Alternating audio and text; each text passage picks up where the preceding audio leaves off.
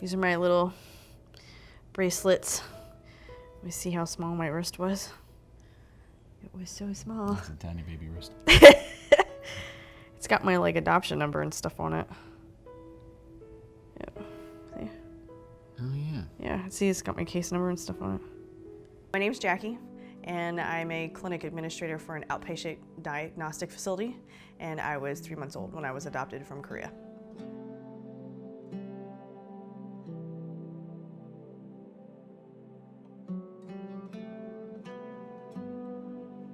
So this, That is a very young baby picture. yeah, that's me probably almost immediately after I was born. You got a lot of hair. I actually didn't know that picture existed until I opened this packet. Well, that's a very, very old Yeah, photo. it's a very young me, like days old me.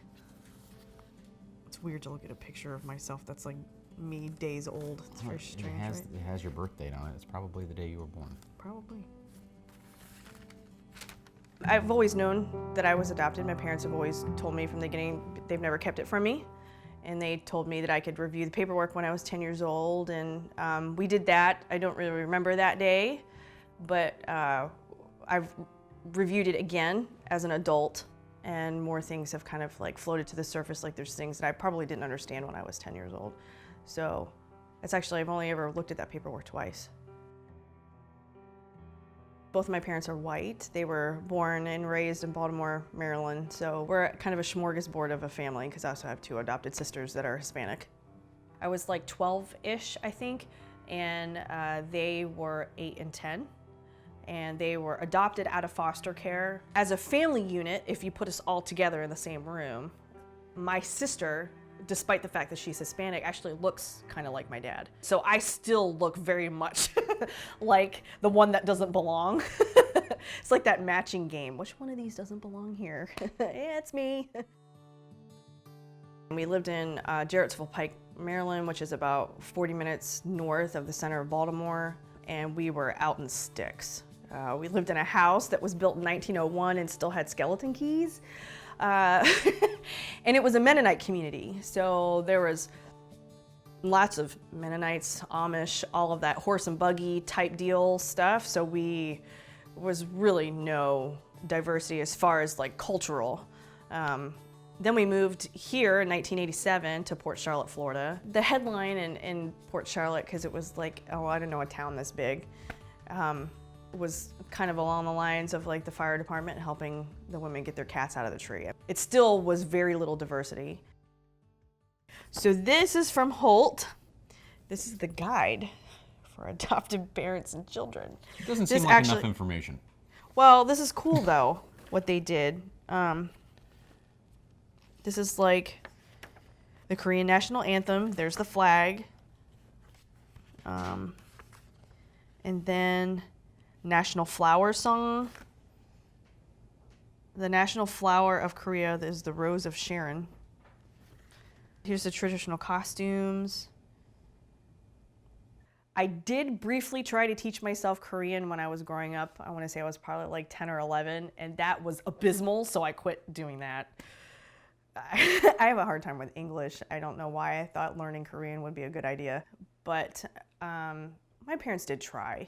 I have to give it to them, they really did try the best that they could. You know, I've got like some books. She bought me a Korean cookbook because she knew I like to cook and play around in the kitchen. But you know, I didn't really feel drawn to that either, because I think I was so busy trying to fit in, because all of these pieces look the same, but I don't. You know, I found other things that I was interested in without having to lean on that Korean culture part of me.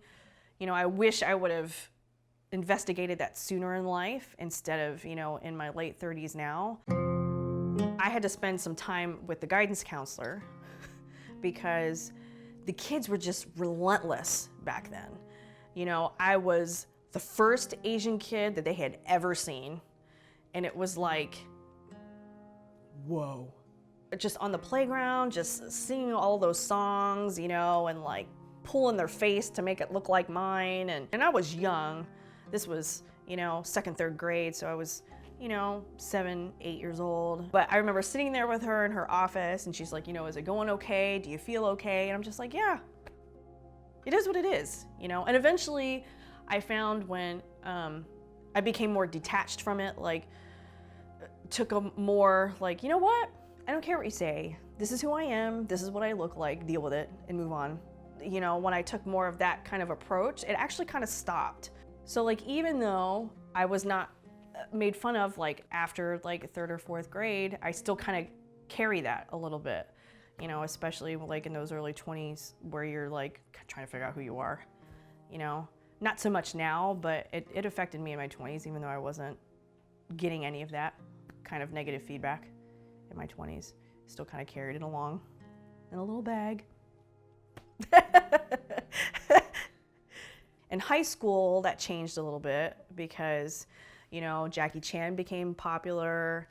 Lucy Liu was really popular at the time because of Charlie's Angels. You know, Jackie Chan movies were like the thing, and that really didn't help my cause because my first name's Jackie.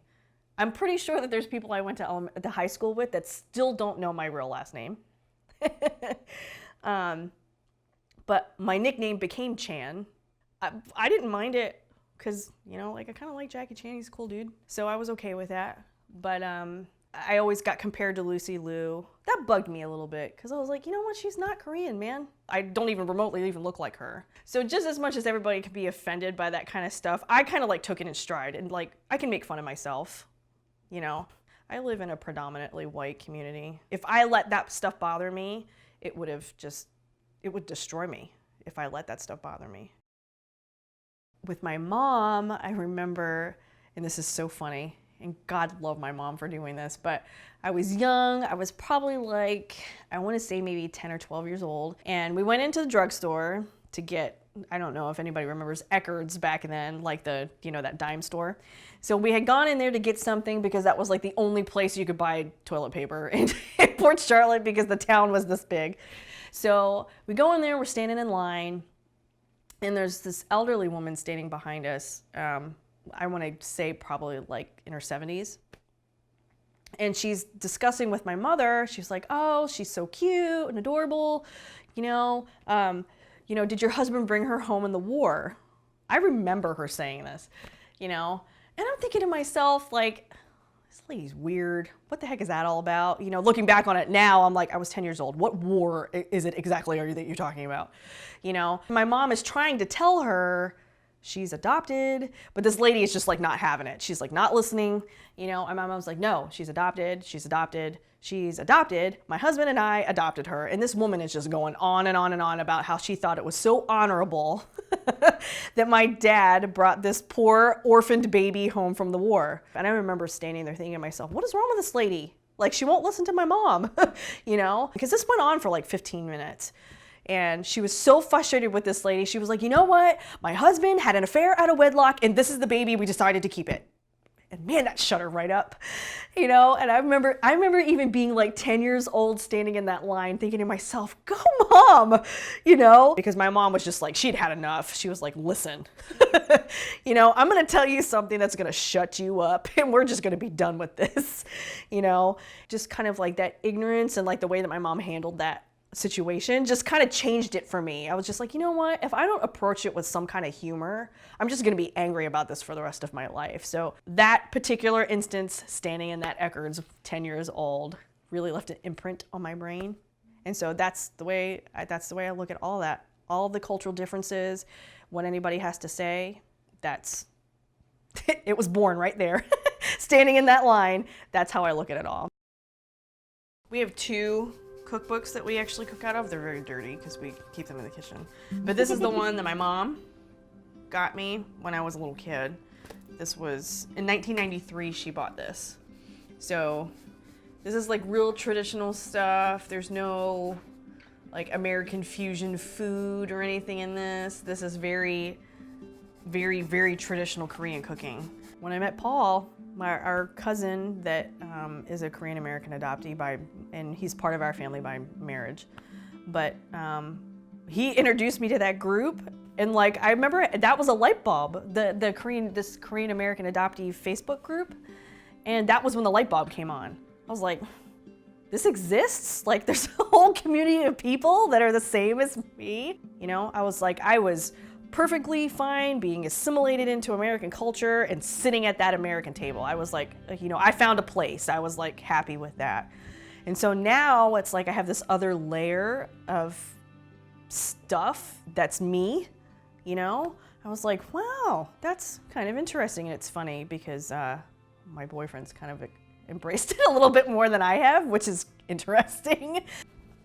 But this is the other one that we're cooking our way through. And this book is called Koreantown, and actually the guy that wrote it is Korean.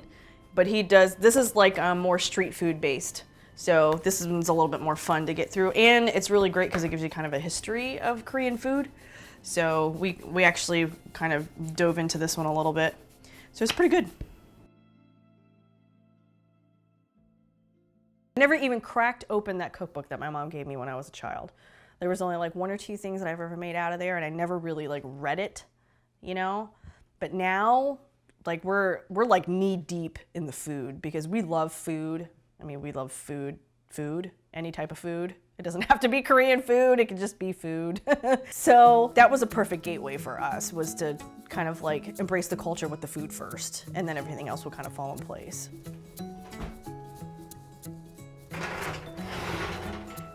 Okay. And that's it.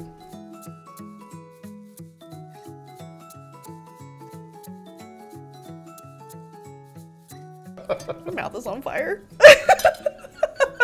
It's not that spicy. I'm an imposter Korean. I can't eat gochujang in large quantities because my mouth is on fire. You're more adaptable to eat the Korean food than I am. I think it's delicious. It is really good. I could eat this every day. Yeah, it's very good. Well, if I ate it every day, then I'd be more accustomed to the heat. Yeah. I think it's delicious. I don't breathe fire. Food's always an adventure. We like to adventure through food. Yes. Together. You know, we plan our vacations around where we're going to eat. No, we can't stay there because that's not close enough to the restaurant that we want to eat at.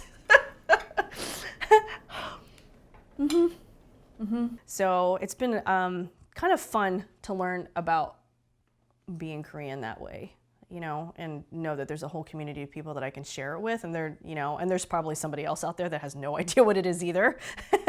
You know, even though it looks like I'm supposed to know what it is, you know, and me and my cousin, we go back and forth all the time about it. You know, that's the one thing that we can share that I can't share with anybody else. So it's been kind of a fun cultural awakening, I guess you can call it. Additional background information. Yeah, so this is like, say, relinquished by my natural mother. Biological mother was 30. A biological father was 30. Has a sister by different father. Natural parents lived together and had a baby, but the natural father had no intention to marry the natural mother, so he left home. The natural mother, a widow, had neither intention nor ability to bring up the baby, so she abandoned her parental rights towards the baby. The only thing that I really wondered about my biological background was like who I looked like, you know, because to me it was always fascinating, like even, you know, when we're getting into your 20s and everybody's getting married and having kids and stuff, you know, when all my friends are having kids and everything, it's just like, oh, it looks like your mom or it looks like the dad or whatever, and I'm just like, well, dang, I don't look like anybody. You know, so I always wondered what they looked like because I just wanted to know who I looked like. I don't have any draw to seek them out now. I don't really think that I need to like rock that boat. I don't want it to be uncomfortable or hurtful for her.